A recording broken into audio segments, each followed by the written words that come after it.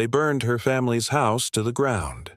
When the flames died, Sarah Johnson stood among the ashes of everything she had ever loved, alone, scarred, and forced to keep living in a world that wanted her silent. But what no one could have imagined in that moment was that, after decades of grief and loneliness, Sarah would find something she never thought possible again. Love. Georgia, 1947.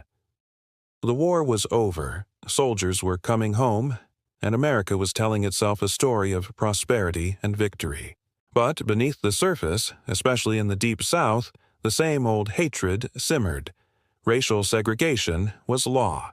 Jim Crow signs marked every street corner, and violence, swift, brutal, often ignored by the authorities, remained a constant threat for black families.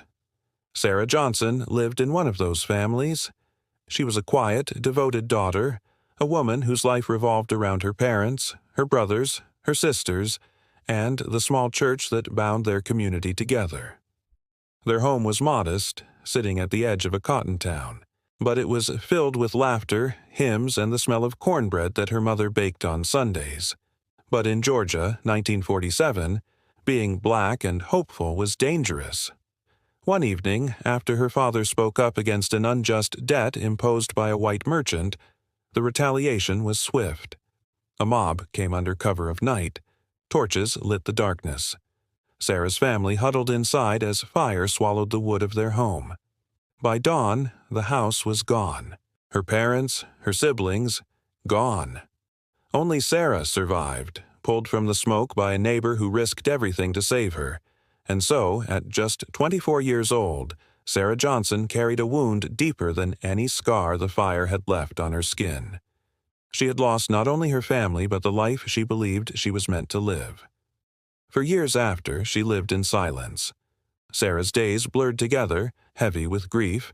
She rose early, worked long hours in the fields and in white households as a laundress, cleaning the clothes of people who would not look her in the eye. The world around her demanded she endure, but never speak. Every night she returned to a rented room in the back of an old boarding house, its walls thin, its floorboards creaking with every step. And in that space, she sat with her memories.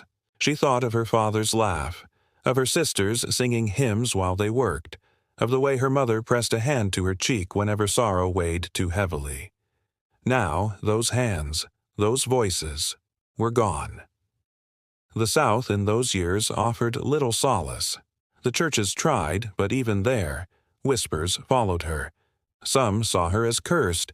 Why had she survived when the others had not? Others pitied her, but the pity was just another reminder of the absence.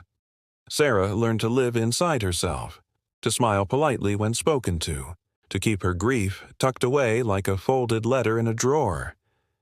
Years passed like this. She aged quietly. Her hair grayed earlier than it should have. Her hands grew rough from endless labor. And yet, she endured. That endurance was a form of defiance, though no one called it that at the time. Every day she woke, she was proving that the mob had not truly taken everything. She was still alive. It was in the late 1950s, more than a decade after the fire, when she first noticed him. His name was Thomas. He was a widower, older than Sarah by a few years, who had lost his wife to illness. He moved to town looking for work, a man with sadness in his eyes and quiet in his voice. At first, their paths only crossed at church. He sang low, his voice carrying the weight of someone who knew loss. Sarah saw in him a reflection of her own pain, though she never said a word. He began walking her home after services, speaking gently, asking nothing of her but company. He would carry her sack of laundry when she came from the river, offer her fruit from his small garden, tell her about his wife, how she used to laugh at his poor carpentry skills, how he still wore the scarf she had knitted for him one winter. Sarah listened. She hadn't let herself listen to anyone in years. At first, she resisted. Her heart, hardened by grief, told her that love was too dangerous. Love was what the fire had stolen. Love was what had left her broken. But Thomas did not press. He simply showed up, week after week, offering kindness without demand. And slowly, like a seed pushing through dry earth, Sarah began to feel something stir inside her.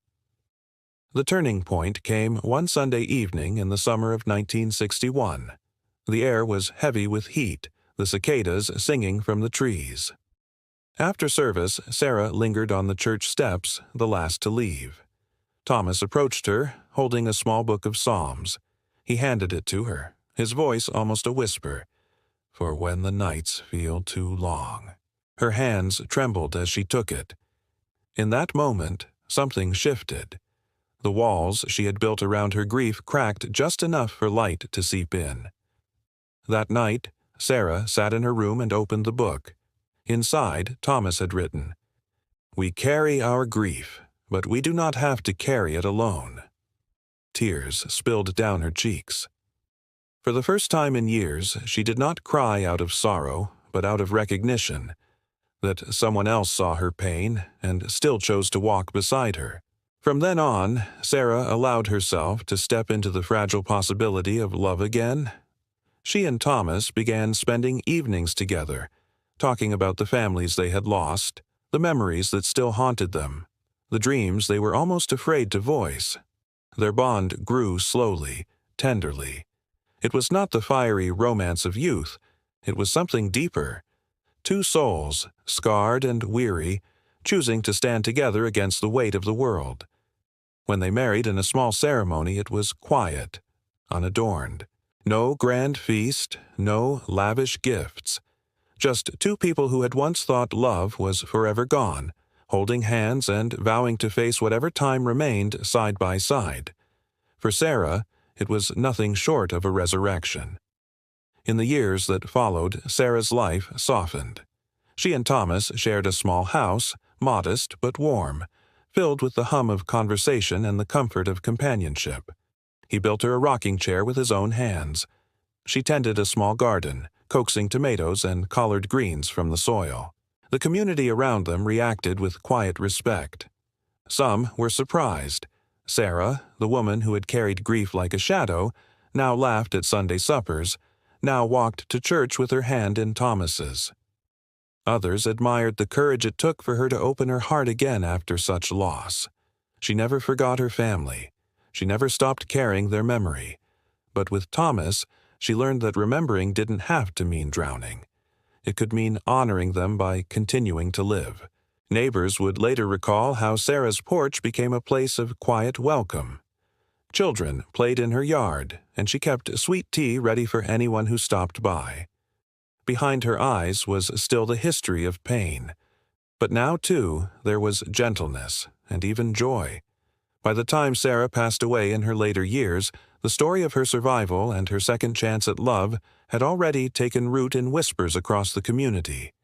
Some spoke of her as a testament to resilience, others as proof that love could bloom even in scorched earth. Her life was not marked by wealth or fame, but it carried something more enduring, the reminder that even after unimaginable loss, the human heart can still find a way to heal.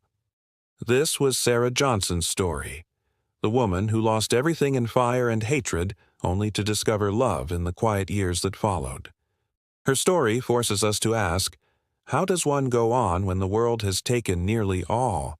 For Sarah, the answer was simple but profound. You endure, and if grace allows, you let someone walk beside you in the darkness until you can see the light again. There are countless Sarahs in history, their stories hidden, their resilience unrecorded. But when we find them, they remind us that survival is not just about living. It's about reclaiming dignity and even hope. If you want more hidden stories of resilience and survival, watch this playlist here. And don't forget to subscribe so you never miss the stories history tried to erase.